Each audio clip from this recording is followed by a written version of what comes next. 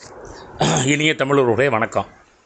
பொதுவாக இறத்தல் வலி நரகரம் போட்டால் செத்து போதல், இறப்பு, இறந்தான், இறந்தாள் அப்படிங்கிற சொல்லி இருக்கிறது நமக்கு தெரியும்.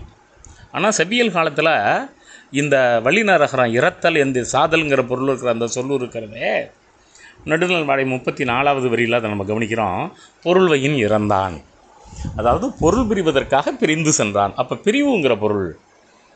அப்போது இறத்தல் அப்படிங்கிறதுக்கு பிரிதல்னு தான் பொருள் நண்பர்களே. உடலிலிருந்து உயிர் பிரிவது, பிரிதல். நீக்குதல்ங்கிற பொருள், நீங்குதல்ங்கிற பொருளும் உண்டு. ஒருவர் எல்லா ஆசைகளையும் நீக்கிவிட்டால் அவரை நீத்தாருங்கிறோம். அதனால தான் திருவள்ளுவர் நீத்தார் பெருமைங்கிற சொல்லாட்சியை பயன்படுத்தி ஒரு அதிகாரமே வச்சுருக்கார். அப்போ நீத்தார்னா செத்து போயிட்டார்னு பொருள் இல்லை. நீத்தார்னா ஆசைகளை நீத்தவர்னு பொருள். இறத்தல் அப்படின்னா செத்து போயிட்டார்னு பொருள் இல்லை. இறத்தல் அப்படின்னா நீங்குதல், பிரிதல்னு பொருள். செற்றாருங்கிறது தான் இறந்தாருங்கிற பொருள். செவ்வியல் காலத்தில் அடிக்கடி இந்த செற்றாருங்கிற சொல் வரும். செத்து போதல். இப்போ தமிழில் செவ்வியல் காலத்தில் செற்றான்னு இருந்தது, இப்போ செத்தார்னு வருது. செற்றுங்கிறது செத்துன்னு வருது, செற்றான்கிறது செத்தான்னு வருது.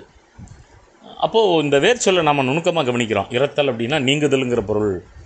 இதே நடுநல் வாடை 34 வரியில் பகல் இறந்த, அதாவது பகலிலே பிரிந்து சென்ற அப்படிங்கிற அந்த சொல்லாட்சியை நம்ம கவனிக்கிறோம்.